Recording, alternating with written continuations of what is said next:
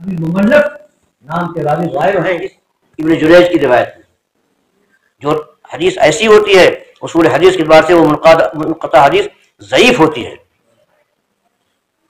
نعیمی حضرات جو مراد آباد میں بدعتی لوگ ہیں ان سے اور کسی سے فتویٰ لیا گیا اسی سلسلے میں تو انہوں نے کہا کہ سنت سے ثابت ہے اور واجب ہے اور یہ وہ ہے. لکھ دیا استفتاء، جواب دے دیا.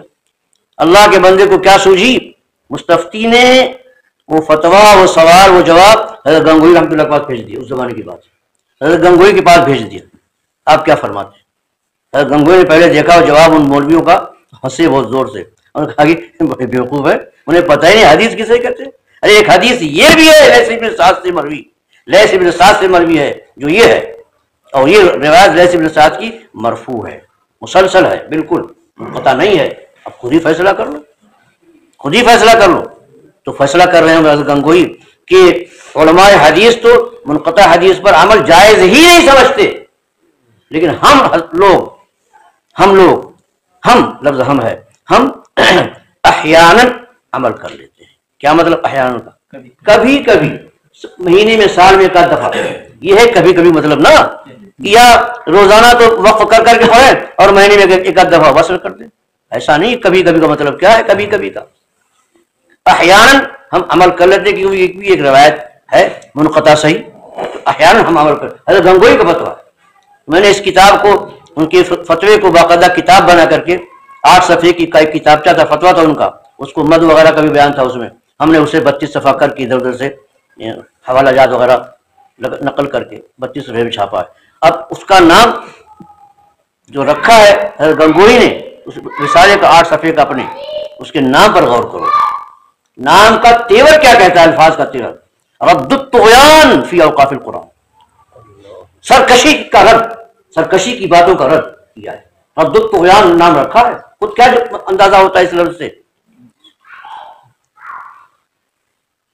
تو یہ کہتے ہیں سنت سے ہے. ایک روایت سامنے ہے جو منقطع ہے، ضعیف ہے، اور دوسری روایت کا پتہ نہیں. ترمذی، اب دیکھیے ترمذی محاکمہ کر رہے ہیں اپنے امام ترمذی، فرماتے ہیں کہ اس باب میں اور کوئی حدیث نہیں ہے، یہ حدیث غریب کہا ہے اس کو، اور یہ حدیث جو لیث بن سعد سے مروی ہے اس کو کہا ہوا وہ عندی اصلح و اقوا، میرے نزدیک یہی صحیح تر ہے اور صالح تر یہی ہے. خود ہی فیصلہ کر دیا انہوں نے. اب پڑھاتے ہیں محدثین، ٹھٹر العلوم، جنگل العلوم، دارالعلوم، مفتاح العلوم، ہر سارے علوم ہیں.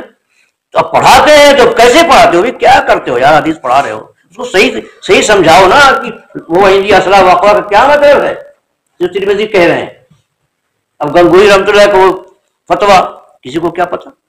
مولانا مدرسی نے کہا کہ اس کو بھیجیے، میں امام کو دکھاؤں گا، مسجد رشید کے امام کو. وہ ڈٹ کے کہہ رہا ہے کہ صاحب سنت سے ثابت ہے اور یہی جو ہے راجح ہے اور یہ متفق علیہ ہے. اب کچھ بھی کہہ تو متفق علیہ. کوئی دارالعلوم میں جو کوئی ہے نہیں سر اٹھا کے چلنے والا. ایک پاگل تھا نکل گیا وہ مدرسے سے، ایک تھا پاگل جو مجنون. اب کون بولے گا؟ میں تھا تنہا دارالعلوم میں کہ ایک ایک کی نکیل پکڑتا تھا. کیا کر رہے ہو یہ؟ تو کہاں ثابت ہے؟ یہ ارشد مدنی سے میں نے بات کی ہے جب مراد آباد میں ہم دونوں ساتھ تھے. یہ کیا ہے؟ یہ کیا ہے؟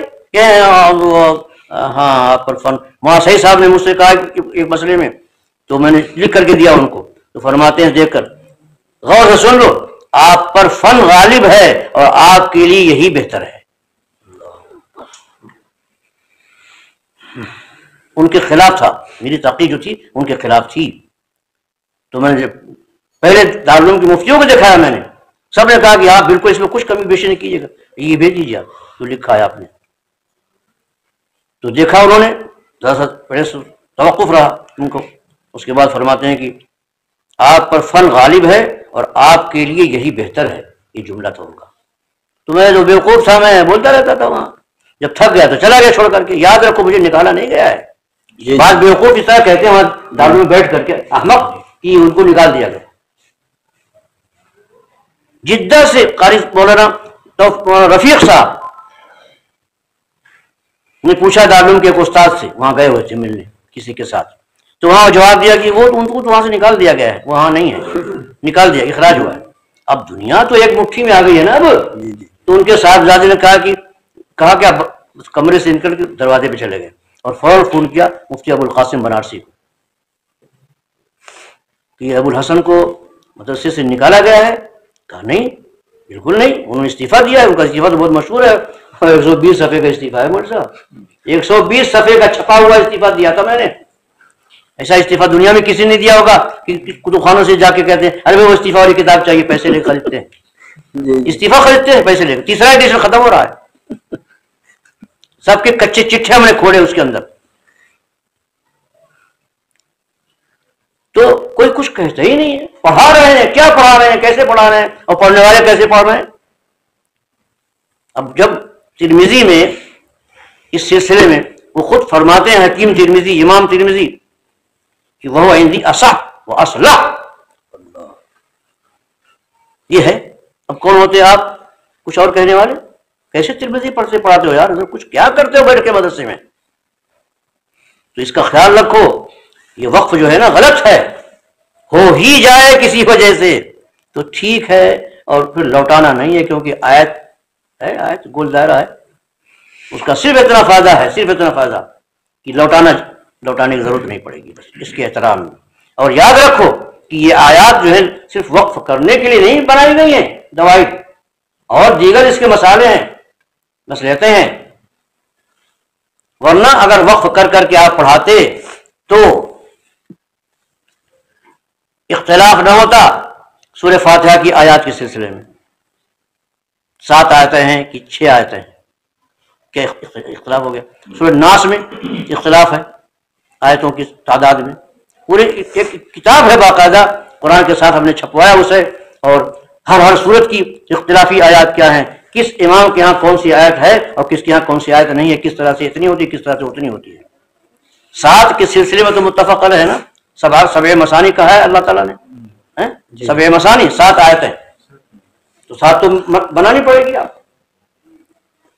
تو جو لوگ 7 آیتیں اور 7 بناتے ہیں تو بسم اللہ الرحمن الرحیم کو ایک آیت شمار کرتے ہیں، جو وہاں نہیں مانتے۔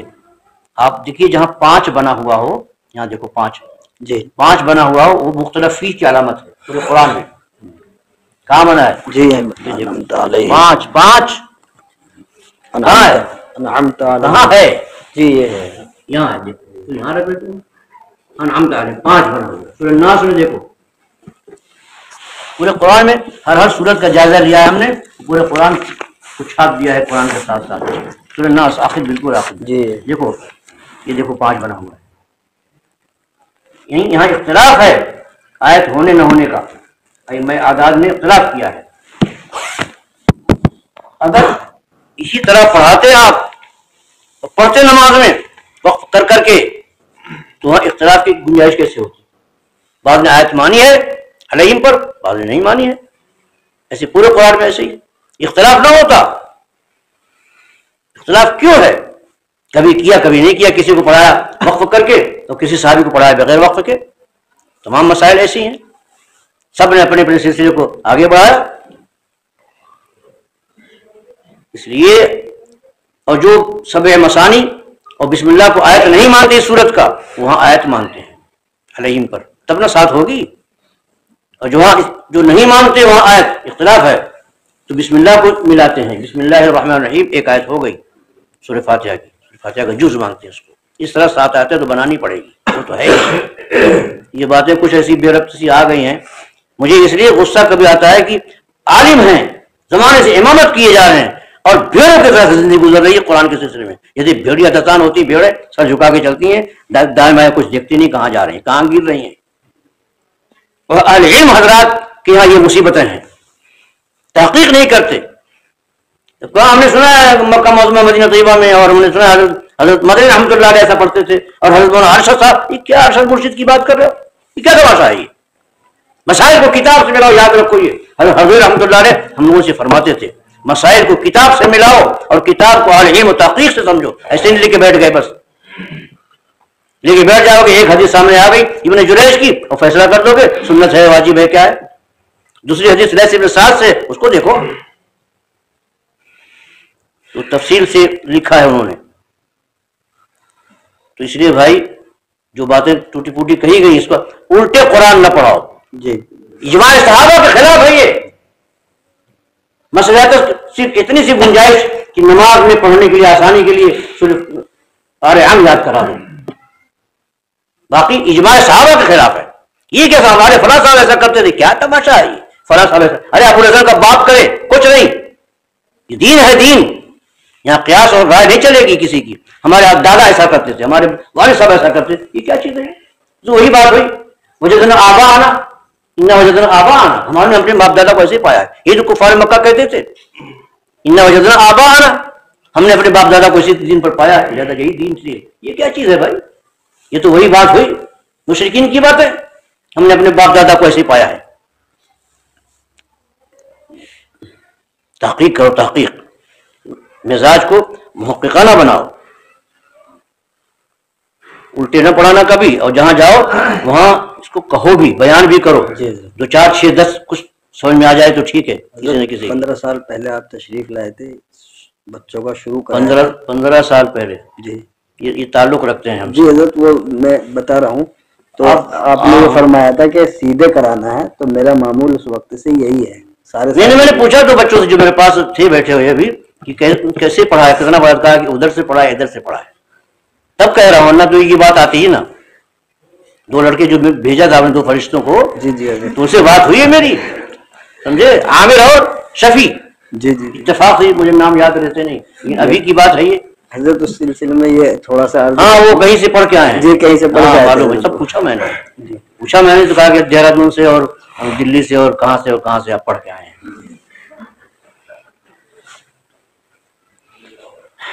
مجھے بات کرنے کا سلیقہ نہیں ہے مول صاحب, سمجھا. میں جیسے چبا چبا کے مولوی بولتا ہے تاکہ لفافہ موٹا ملے. جی آپ تو ماشاءاللہ, آپ ہیں, اور ماشاءاللہ آپ تو جبریل السلام سے مصافحہ کرتے ہیں, مجھے محسوس ہو رہا ہے. جھوٹ بولتے ہیں, واعظ جلسوں میں جا کر مولوی جھوٹ بولتا ہے. کیوں؟ محترم خوش ہو جائے گا تو لفافہ موٹا ملے گا. اور ہم بیوقوف آدمی, ہم منہ پر کہہ دیتے ہیں ملے یا نہ ملے, اور جیب میں رکھ کے چلتے ہیں. ہم اپنے حضرت تھانوی رحمۃ اللہ علیہ بڑے زمانے میں کہیں جاتے تھے تو 500 روپے, اس وقت 500 روپے کتنے ہزار بنتے ہیں مول صاحب, 500 روپے جیب میں رکھ کے چلتے تھے. اور دیکھتے ہیں آپ نے, ادھر بھی تو جیب بن سکتی تھی, یہ جیب ادھر نہیں بن سکتی تھی, ادھر کیوں بنتی ہے عام طریقے سے بائیں طرف؟ کیوں؟ رکھو جو روپے اس میں, دل قوی رہے گا. دل بائیں طرف ہے نا, ہاں دل بائیں طرف ہے, دل کو قوت حاصل ہوگی. رکھو پیسے یہاں. تو 500 روپے لے کے چلتے تھے میرے پاس, اس لیے جب چاہتے تھے راستے سے واپس ہو جاتے تھے. بنگلہ دیش جانا تھا, بنگلہ دیش تو آپ نام پڑا ہے. ڈھاکہ جانا تھا, وہاں کے نواب صاحب حامد صاحب نے ان کو مدعو کیا, تو کلکتے تک پہنچ گئے. وہاں سے پھر کشتی سے سفر تھا, کلکتہ سے کشتی سے. تو کلکتے میں ان کے وزیر مدار المحام آئے استقبال کرنے کے لیے, لے کے جانے کے لیے ساتھ میں. حضرت تھانوی نے پوچھا, نام تو ہم بہت لیتے, حضرت تھانوی, حضرت تھانوی, حضرت تھانوی, حضرت بدری, حضرت بدری. کیا حضرت بدری کرتے ہو؟ ارے حضرت بدری کی مجاہدات کو تو دیکھو, گھر والے نے نہیں کرتے مجاہدہ ان کے, اور ہمارے حضرت رحمۃ اللہ علیہ نے. ارے کیا حضرت رحمۃ اللہ, میں نے کتاب لکھی شیخ الاسلام پر, لکھی ہے 7 میں, پتہ نہیں کیا بات ہے کہ حضرت مدنی, حضرت مدنی, حضرت رحمۃ اللہ علیہ, حضرت رحمۃ اللہ علیہ, اور ایک اور کیا ہے حضرت شیخ الاسلام, حضرت شیخ الاسلام, 3 اس پورے 7 میں پہنچایا. یہ تو بہت کرتے ہیں لوگ, مگر خدا جانے کہ ان کے مجاہدات سے جان چوراتے ہیں. مجلس کو گرمی پہنچانے کے لیے, مجلس میں گرمی پہنچانے کے لیے کہیں جا رہے, حضرت مدنی نے یہ فرمایا, حضرت مدنی ایسے تھے. ارے حضرت مدنی ایسے تھے تو تم کیوں نہیں ایسے ہوتے؟ تم تو بیٹے ہو, کم سے کم تمہیں تو ہونا چاہیے. تم تو پڑھے ہوئے ہو, ان سے کم ایسا ہونا چاہیے. بیکار کی بات ہے. حضرت تھانوی, حضرت تھانوی, کیا حضرت تھانوی کرتے ہو؟ ہمارا منہ نہیں اس قابل ہے کہ ہم ان دونوں بزرگوں کا نام لیں اپنی زبان سے, اپنی گندی زبان سے. وہاں پہنچے کلکتہ, وہ آئے ملنے کے لیے, پوچھا کہ نواب صاحب کہاں ہیں؟ کہا کہ نواب صاحب تو وہی ہیں, ڈھاکہ میں. کیوں آئے نہیں؟ کہہ رہی وہ ان کی جگہ پر میں آیا ہوں, وہ نہیں جاتے. تو فرمایا کہ دین کی جو ضرورت ہے, ہر شخص کے لیے دین ضروری ہے. الحمدللہ اتنا دین اللہ نے مجھے دیا ہے کہ کام چل جائے میرا, اور دنیا بھی مجھ کو اتنی دی ہے کہ میرا کام چل جائے. اس لیے وہیں سے واپس ہو گئے. کیا سمجھ رکھا ہے نواب صاحب نے؟ کلکتہ سے واپس آ گئے. یہ کہہ کر کے ان سے کہو کہ جناب روس کرے اپنا, چلے آئے واپس. ہوں کرتے رہے لوگ, کچھ نہیں. یہ تھے حضرت تھانوی. 500 रुपये लेके चलते तो मैं भी लेके चलता हूँ, गुस्सा आएगा तो झापड़ लगा के चला जाऊंगा बगैर पैसा लिए। उस गाड़ी तो आई है, लेके जाएगी वो। मैं इस कस्म का आदमी चबा चबा के बात करूँ लोगों के सामने, ताकि लोग खुश हो जाए मुझसे। हम मुसाफा करें लंबा लंबा, और कुछ न कुछ हाथ में दें, मुसाफा करते रहो, अपने पास रखो, लेके चलता हूँ। और उस हिसाब से लेके चलता हूँ कि वो 500 आज करके कितना बनेगा उतना लेके चलता हूँ, ताकि मैं गाड़ी कर सकूँ यहाँ से दूसरी भी। इसलिए मैं चबा चबा के नहीं बात करता, फटकारता हूँ मैं। मुझे गुस्सा आता है कि पढ़ते हैं, पढ़ाते हैं और सिफर हैं, बिल्कुल से सिफर हैं एकदम। तो कुरान करीम उल्टे पढ़ाना जायज नहीं है।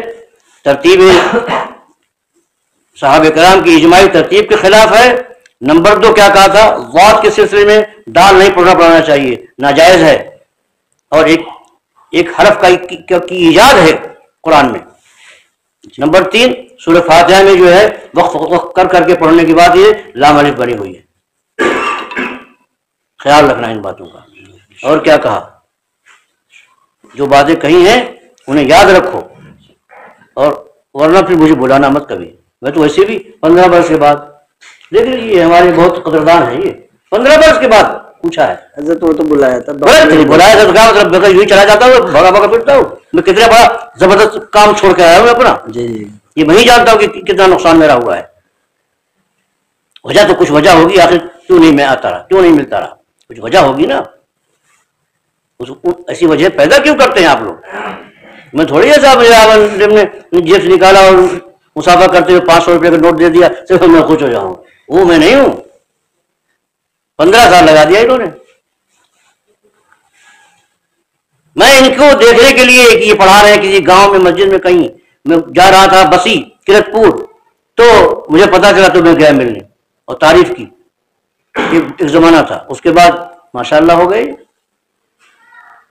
ये माशाअल्लाह हुए, हम इंशाअल्लाह में रह गए।